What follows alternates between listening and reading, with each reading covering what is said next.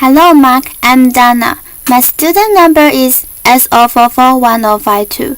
I'm going to read a speech delivered by Sunitha Krishnan, The Fight Against Sex Slavery. I'm freshman in NCUE. I'm talking to you about the world's form of human rights violation, the third largest organized crime, a $10 billion industry. I'm talking to you about a modern-day slavery.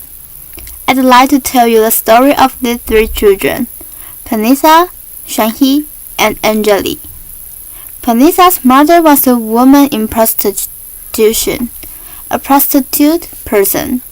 She got infected with HIV and toward the end of her life, when she was in the final stage of AIDS, she could not prostitute, so she sold 4-year-old Sunitha to a broker.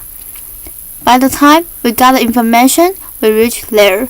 Sunitha was already raped by 3 men. Shanhi's background I don't even know. We found her in a railway track, raped by many men. I don't know how many, but the indications of plates on her body was that her intestine was outside her body. And when we took her to the hospital, she needed 33 stitches to put back her intestine into her body. We still don't know who her parents are, who she is. Only we know that hundreds of men had used her brutally. Anjali's father, a drunkard, sold his child for pornography. You are seeing here images of 3 years, 4-year-olds and 5-year-old children who have been trafficked for commercial social exploitation. In this country and across the globe, hundreds and thousands of children as young as 3, as young as 4, are sold into sexual slavery. But that's not the only purpose that human beings are sold for. They are sold in the name of adoption, they are sold in the name of organ trade, they are sold in the name of forced labor, camel jockeying, anything, everything. I work on the issue of commercial sexual exploitation, and I tell you stories from there. My one journey to work with these children started as a teenager. I was 15 when I was getting raped by 8 men. I don't remember the rape part of it so much as the anger part of it.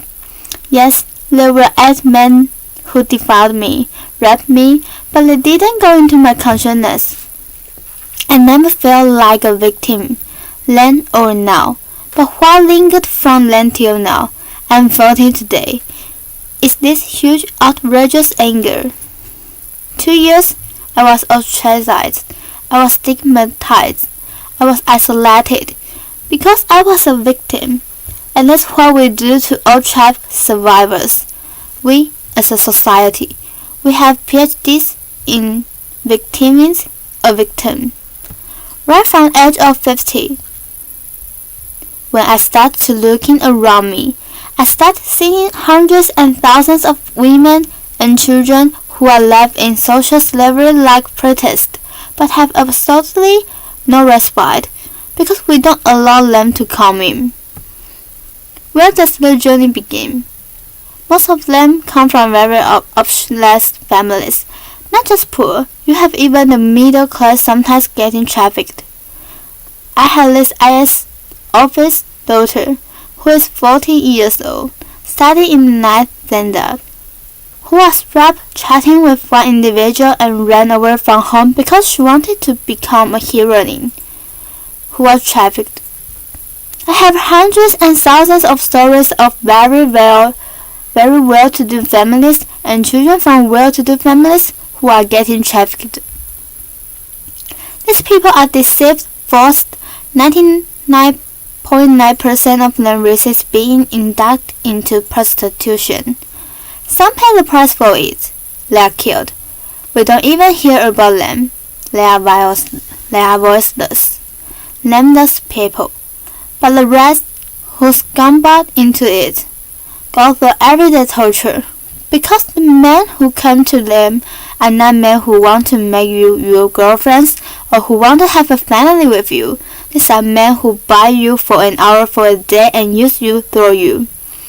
Each of the girls that I have rescued, I have rescued more than 30 to 2,200 girls. Each of them tell me one story in common. One story about one man, at least, putting choke powder in her vagina. One man taking a cigarette and burning her. One man whipping her. We are living among those men. They are our brothers, fathers, uncles, cousins, all around us, and we are silent about them. We think it's easy money. We think it's shortcut. We think the person likes to do what she's doing. But the extra bonus that she gets in various infections, sexually transmitted infections, HIV, AIDS, syphilis, gonorrhea, you name it. Substance abuse, drugs, everything under the sun. And one day she gives up on you and me because we have no option for her, and therefore she starts normalizing the exploitation.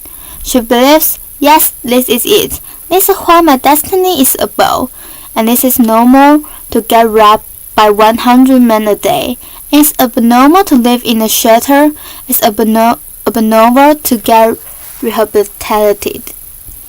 It's in the context that I work. It's in the context that I rescue children. I have rescued children as young as 3 years, and I have rescued women as old as 40 years. When I rescued them, one of the big challenges I had was, where do I begin? Because I had lots of them who were already HIV infected. 1/3 of the people I rescued are HIV positive, and therefore my challenge was to understand how can I get out the power from this pain. And for me, it was my greatest experience. Understanding my own self, understand my own pain, my own isolation was my greatest teacher.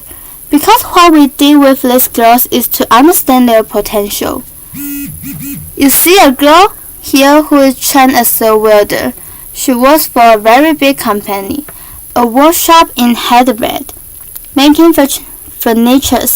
She earns around 12,000 rupees. She is an intellect girl trained, skilled as a welder. While welding and running computers, we felt one of the things that these girls had is immense amount of courage. They did not have any paddles inside their body, hijabs inside themselves. They've crossed the barrier for it, and therefore they could find in a male-dominated world very easily and not feel very shy about it. We have trained girls as companions and masons, as security guards, as cab drivers, and each of them are excelling in their chosen field, gaining confidence, restoring dignity, and building hopes in their own lives. These girls are also working in big construction companies like Ramkin Construction as mason, full-time masons. What has been my challenge? My challenge has not been the traffickers who beat me up. I've been beaten up more than 14 times in my life. I can hear from my right ear. I've lost a step of mine who was murdered while on a rescue. My biggest challenge is society. It's you and me. My biggest challenge is your boss to accept these victims as our own. A very supportive friend of mine, a well-wisher of mine, used to give me every month 2,000 rupees for vegetables when her mother fell sick, and she said, "Sunitha, you have so much of contents. Can you get somebody in my house to work so that she can look after my mother?" And there's a big pause. There is a long pause. And then she says, "Not one of our girls." It's very fashionable to talk about human trafficking.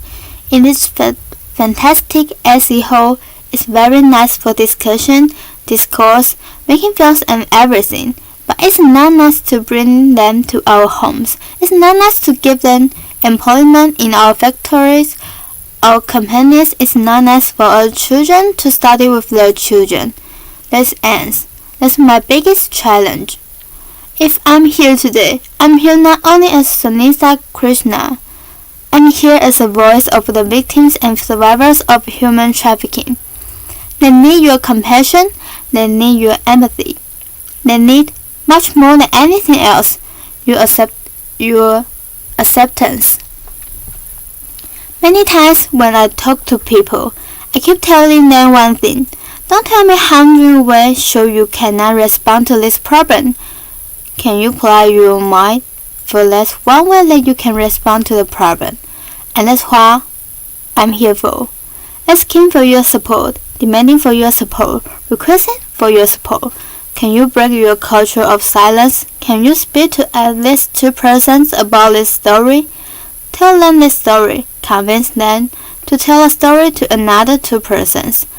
I'm not asking you, or to become Mahatma Gandhi, or Martin Luther King, or Matt Hub podcast, or something like that.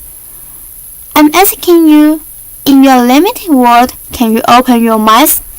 Can you open your hearts? Can you just encompass these people too? Because they are also a part of us. They are also part of this world. I'm asking you, but these children whose faces you see, they are no more. They died for us last year. I'm asking you to help them, accept as human beings, not as philanthropy, not as charity, but as human beings who deserve all our support. I'm asking you this because no child, no human being deserves what these children have gone through. Thank you.